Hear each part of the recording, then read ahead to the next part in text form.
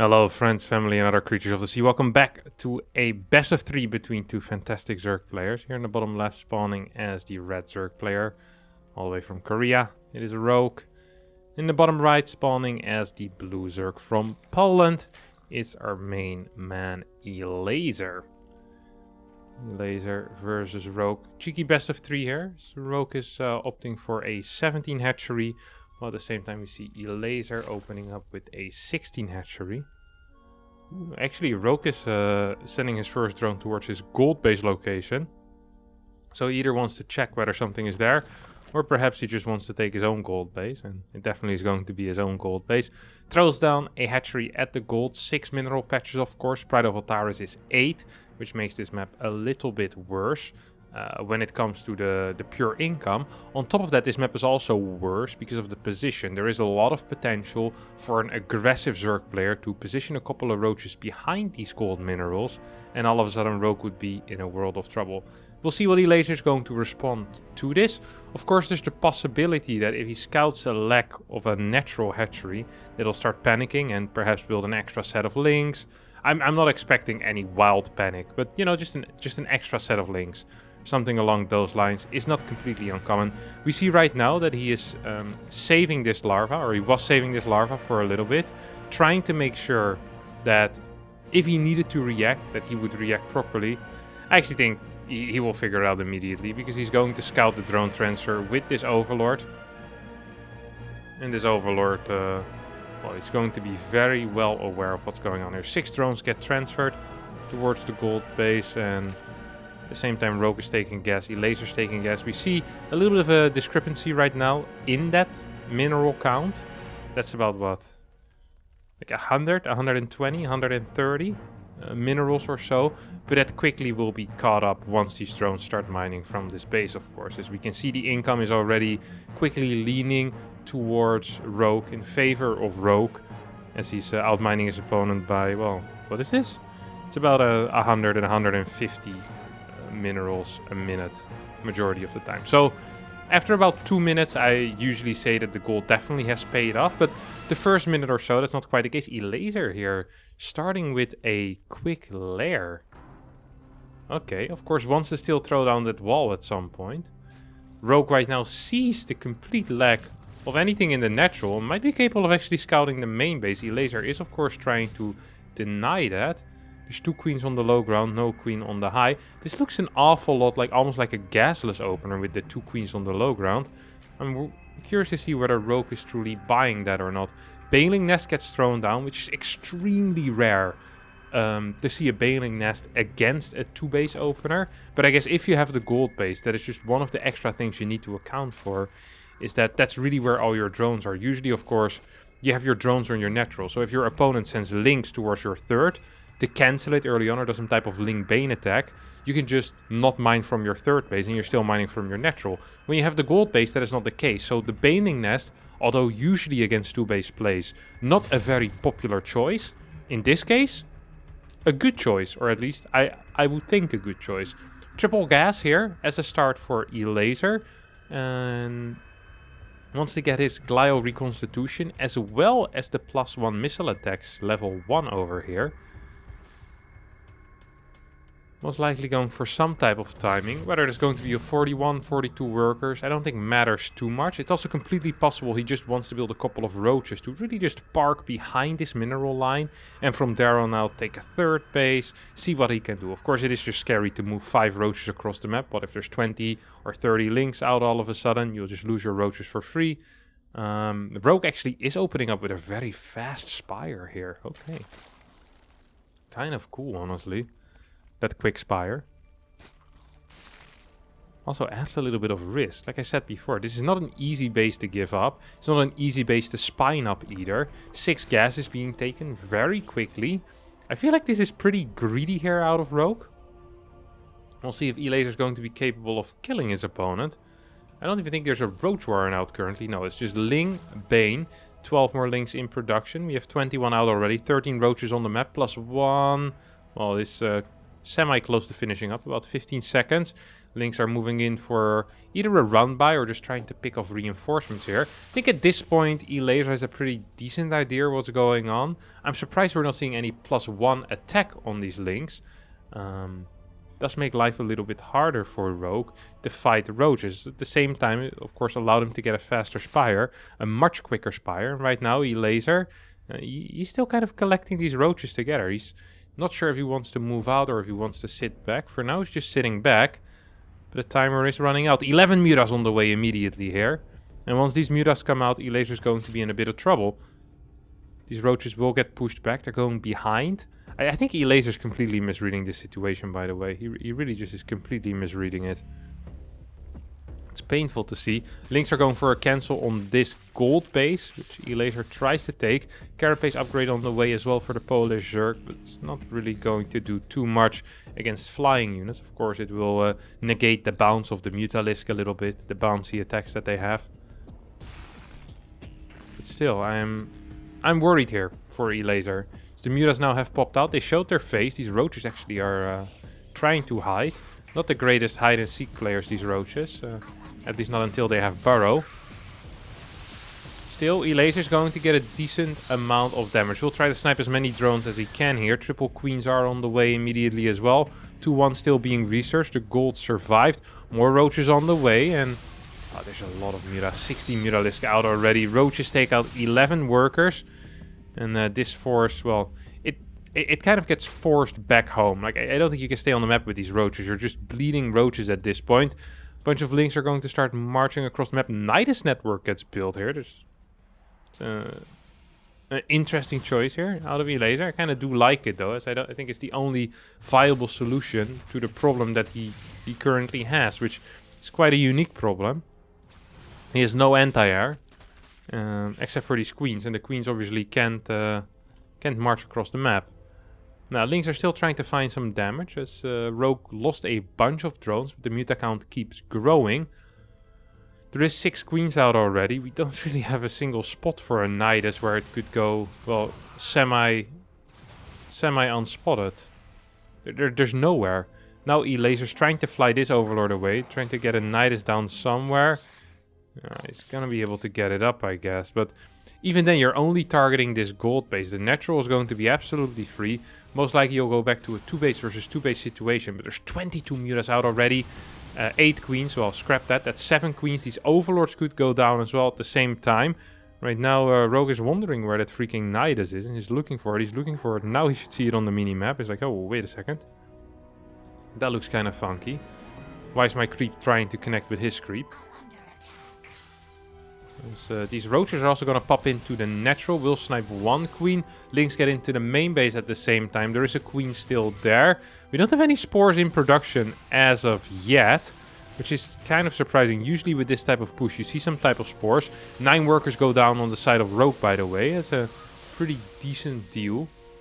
8 queens are out. Of course, these queens do have 2-1 upgrades. This Nidus has just not been used whatsoever. Now the queens start going in and most likely eventually popping out. I mean, without any spores here, just 8 queens, or is this even 8? No, this is 7 queens.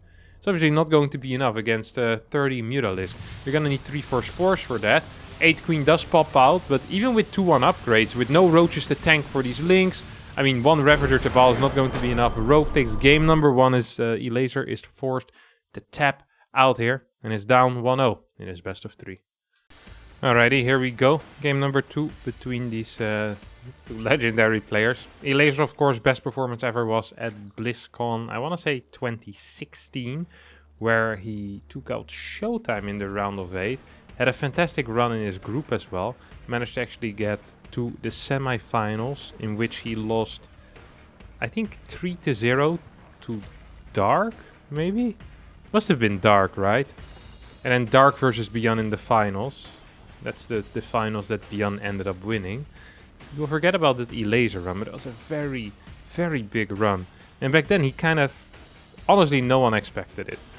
The entire year, the 2016 year, was a couple of good performances out of Elazer. I'm not going to undersell that, but also a little bit of bracket luck whenever he had these good runs. Of course, you still need to kind of, you know, when you get the bracket luck, you still need to beat these guys, but And he definitely did. Got that top 4. And then the next year, I think it was 2017, Elazer won DreamHack Valencia. That was the year that Neep won 3 WCS events, only losing Valencia. I can't quite remember if it actually was against Elazer in the finals. I just remember Elazer winning it. Also remember Elazer afterwards not coming for a couple of drinks with his friends, but instead had a couple of drinks with the casters. Because he felt too good for us. I'm not quite sure if he felt too good for us or didn't know where we were, but I do recall that. A little bit of a backstory. Nah, I think he was very tired, stayed in the hotel, and that's where the casters were. But we still hold it against him after 5 years. Let me tell you that much. Alright. Let's see what this this Polish player has got going on. Seems like he's getting his metabolic boost right now. No Baneling Nest. Roach Warren coming out of Rogue. He opened up with a pool first as well, I believe. Yes, Creep is way behind what Elazer is doing. This is a build order, huh? What is this?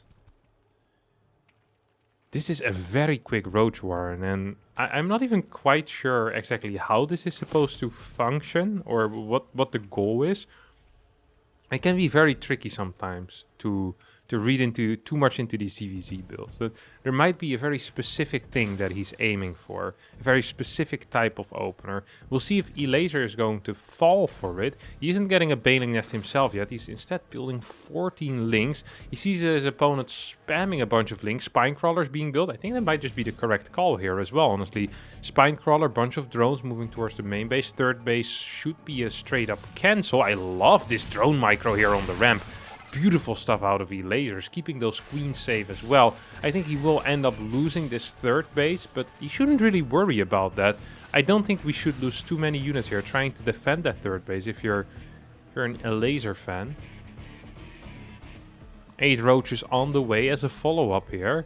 Elazer still has these overlords here in position to scout anything coming in. There's not quite enough links, by the way, to straight up just defend this. Elazer fighting with a worse link count there. Was a little bit surprising. 8 roaches managed to kind of tank up. Oh! He's going to go unspotted for a while here as he managed to take out these mineral patch. I don't think Elazer is aware of this whatsoever. Elazer still is building links though. He's getting a couple of banelings. Now walks with his head first into these roaches and thinks to himself, hey, that's odd. Sends out a link run by immediately. I'm not quite sure if this is the pick of reinforcements once again, or if this is just going to be a straight up run by. It looks a lot like a run by. The queens are moving in position here. Rogue has a couple of links at home as well. Wants Elazer's links to start attacking the queens, of course. Queens have a lot of HP and their DPS is not that much better than a Lynx. Of course, you want the target fire to go on that. I don't think Elazer should be trying to hold this, actually. That's absolutely not a necessity, this base. This base can die, but maybe he wants to match it up together with the Brootlings that will pop out. Oh, 1 transfuse, 1 queen goes down. That means that 1 transfuse did not get used. Here come the Brootlings, though, for the surround. And actually, I think a Rogue throwing that single pile on the larva there might have been a mistake, as that allowed for a little bit extra damage output. Elazer still in a fantastic position, obviously. 27 workers against 13. He killed a bunch of workers on the other side as well. 7 to be exact. It was off of 20 workers after all. 2 more queens are on the way. 1 queen is... Wait, where is it? Is it actually marching? No, okay, it's going back home. Third base here is being taken as well for the Polish Zerg player. 2 banelings on the way. These are going to be used defensively, and there's really no need whatsoever for Elazer right now to do anything. Even this third base, honestly, feels like it is way too much already. Not just a bit much, it's way too much. Banelings are moving back home. Perhaps trying to get some type of explosion there. GG gets called. Yeah, Rogue realizes he's dead as Elazer ties up the series 1-1 in a very high-paced CVZ so far. Alright, game number 3 here in this best of 3. Going to be played on Hardwire, which is a massive Zerg map. Whenever I talk to, at least according to the Terrans, I think in PvZ it's not actually that great for Zerg, but in TvZ it's very good for Zerg. In CVZ obviously it doesn't matter, but it's still a Zerg map, no matter what. Always gotta mention that. Whenever other races have a bit of an advantage somewhere, always gotta be sure to point it out. Otherwise, your race is the one that gets nerfed, and that's definitely not what you want. Alright. What do we have over here? Hatchery, hatchery. Looks a whole lot like 2 hatch firsts. As Elazer is the ballsier one of the two and gets the drone blindly. This is you can actually kind of see who is favored in a matchup usually by checking the 21st drone, the timing of that. Because the person that builds that usually is the underdog in the matchup. Because they want to take risk. Or if it's Bly, he'll do it against everyone. Because he doesn't give a crap. But this is a quick tip here. If you don't know who the underdog is, then that's a good way to figure out. Another good way to figure out is usually the guy that plays Mutalisk. Even though this time around it hasn't really been true in this series, right? Rogue so far is the only one that played Mutalisk. Rogue actually plays it. He very often plays CVZ like he's the underdog. He plays it with a lot of risk, a lot of aggressive flair as well in his play. Loves just getting aggressive in that early game, in that mid game. And we actually never see him in a late game because he gets so aggressive in the early and the mid game. He doesn't need to play late game. Absolutely fantastic. Squeen is going to push the Overlord back. As this hatchery is going to get saved by 4 links. Beautiful stuff here. Oh, the early game was CVZ. Elazer skipping the Baneling Nest. Now, this is intentional. Built 16 links. So if you're skipping Baneling Nest, often a big swell of links can be very useful to kind of keep your opponent on their side of the map. These links, what are they going to do? Actually, it's marching into a massive supply block here. Look at this. Now he gets a Baneling Nest? Okay, this is a build order. Oh, this is absolutely a build order. I've never seen this before, but this is something, huh? Okay, Baneling Nest not... So I guess the Baneling Nest is to hold the counter attack. And nothing else. So this third base is going to be toast. That much is certain. Elazer's droning up as well. I mean, this is a full wall. There's 2 Banelings behind it. Not that many links have been built actually for Rogue, who lost the third. Where is his money going though? I guess in a lot of buildings. The lair, the Roach Warren in the wall, the Evo Chamber. It's a lot of investment here. Third Queen's already out. Elazer obviously delayed that third Queen a little bit. Has a fair amount of gas as well saved up. Could throw down a lair himself, but he's not getting a wall either. This is like some alternative wall. Elazer is an absolute hippie Zerg. Just doing his own stuff. I've never seen this before. 2 holes in here. You need... Oh, you can't even block this stuff up because of the larva, I guess. Yeah, this looks like hot garbage, honestly. I'm not even quite sure what else to make of it. Now, this spire is going to be built. Carapace first?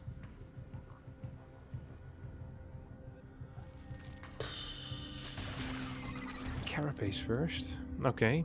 3 Banes are on the way. Elazer's gonna lose 4 links there to a single Baneling. He's gonna lose 2 more links to... No, actually 3 links to that one. Not the cleanest trades there out of Elazer, but sometimes it's not a... Ooh, he's gonna go for a Roach Ling attack. Pre-car... I am not quite sure what he's doing, to be quite honest with you. I just don't know.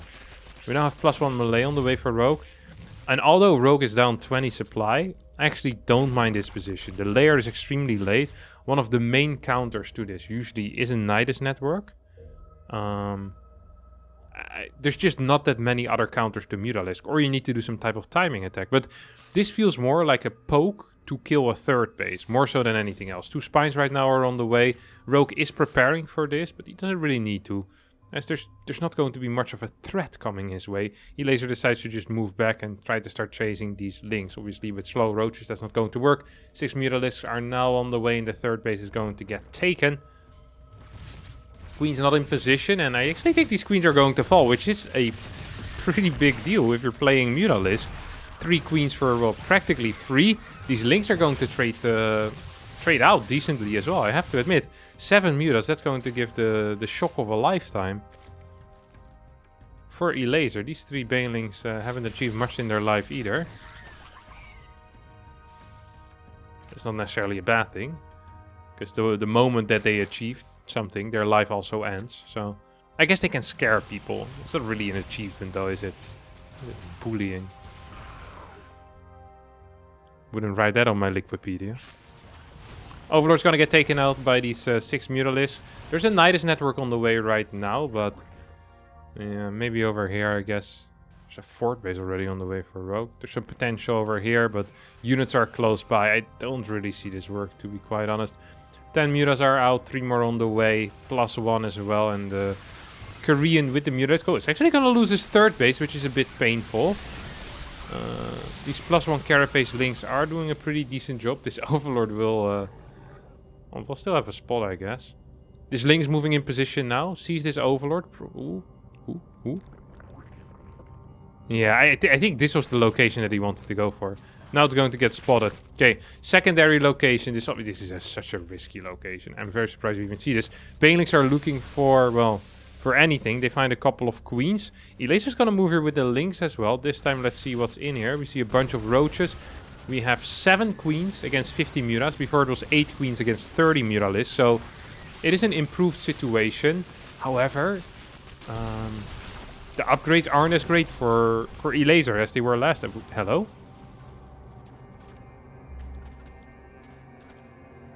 What? Is that cannibalism? I mean, that... I'm not sure if there's a drone in the Nidus worm ending or the Nidus exit. But that feels like cannibalism, no? They're just eating away from that Nidus worm. Now they build spores.